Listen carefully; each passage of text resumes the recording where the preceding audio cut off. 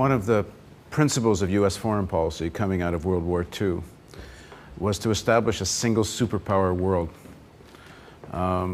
Was one of the reasons for the dropping of the nuclear weapons, to tell the world, a shot across the bow, if you will, that this is going to be a single superpower world. I don't think it was that well thought out. We had single-handedly won World War II. The Russians don't agree with this because without their land armies, we would never have liberated Europe from the Nazis. So the Russians paid a great cost in life and treasure, as they like to say. And they won the ground war, we won the air war, and we won the sea war. That was about it. But we grabbed all the credit for everything, as we are wont to do. Europeans have always noticed we come in very, very late into their European wars. And if they followed the advice of people like me, we'd never have come in to go at war abroad, as we did in World War I, as we did again in World War II. What we lacked by 45, when the bombs were being dropped or considered, we lacked Franklin Roosevelt. He was the emperor. He knew exactly what he was doing. He'd made a number of agreements with Stalin at Yalta. All Stalin asked for was to be treated as a normal superpower, which is what they were.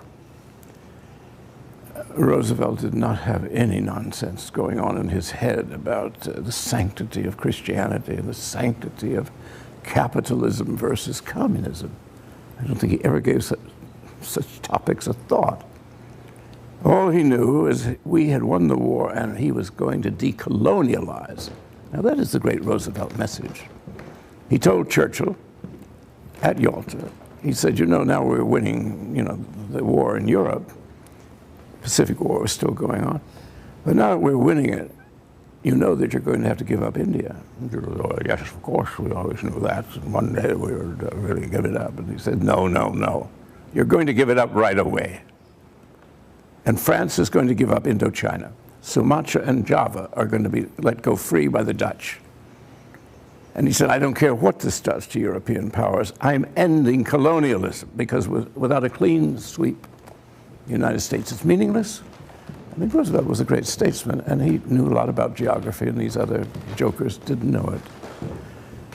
And so it came to pass that Churchill had to give up India, grumbling all the way.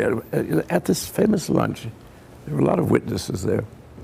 Churchill apparently turned to him. He thought this man was his friend. Well, emperors have no friends. And he said, what do you want me to do? Get on my hind legs like your little dog Fowler and beg? And the emperor said, yes. You don't take on emperors in their own empire. Roosevelt had done what he set out to do. Why did he set out to do what he did?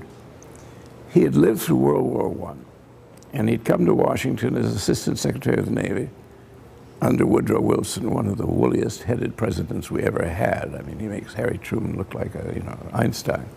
He tries out the League of Nations, which he didn't know how to set it up. He antagonized half the Senate and then wondered why they voted against him. Roosevelt had learned his lesson from Woodrow Wilson, so he sets up the United Nations. Wisely, he put Eleanor Roosevelt, who's in many ways a better statesman than he, in charge of just seeing that it got off to a good start because he suspected he was dying, and indeed did die. And she nursed it along.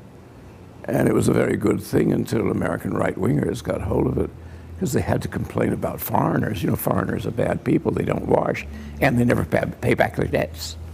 Roosevelt was planning his vision of the American empire? Of course he was.